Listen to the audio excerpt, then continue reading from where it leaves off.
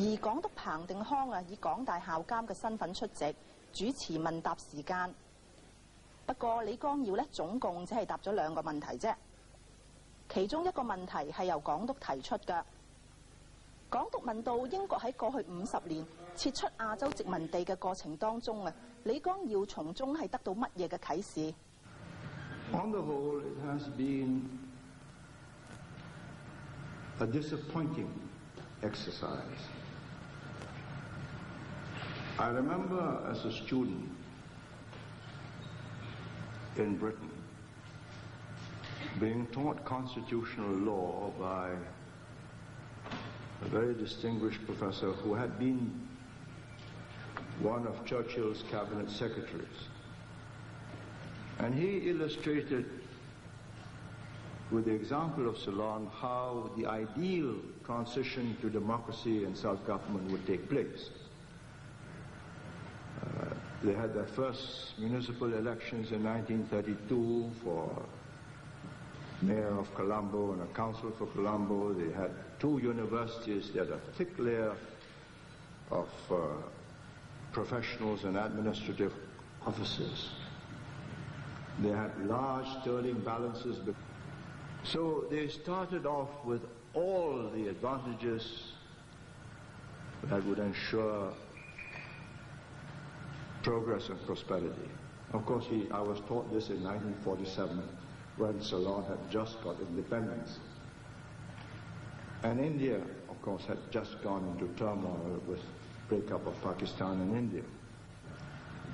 I have never believed that democracy brings progress.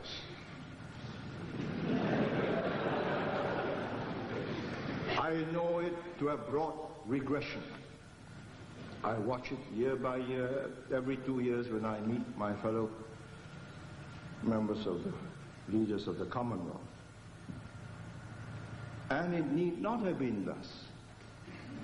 The British never governed these countries by one man, one vote. It was one British government, one British resident, and his word was law. And we had good district officers whose word was also law for that district. I think regardless of the present missionary zeal of the Americans of democracy and human rights, which has broken up the Soviet Union, it would be misguided to believe that what has worked in very special circumstances amongst European societies and what is barely working in Korea and Taiwan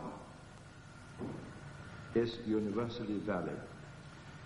How to establish good government? Good government means a government that considers itself a trustee of the people, whether you're king, chief, or whatever.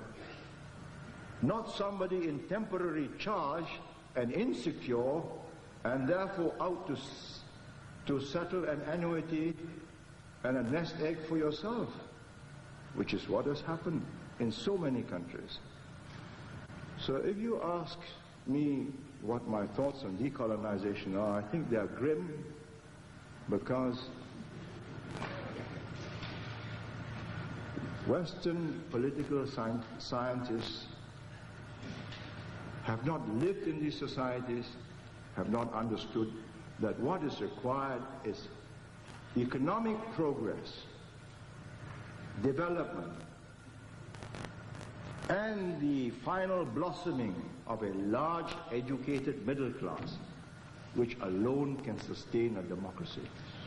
When you have 60 to 70% of your population educated, knowing what will work and what will not work, then one man, one vote makes sense.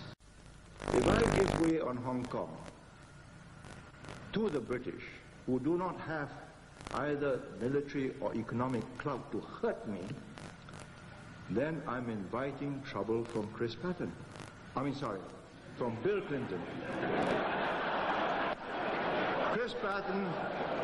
Chris Patton can only express his exasperation, but Bill Clinton can turn MFN off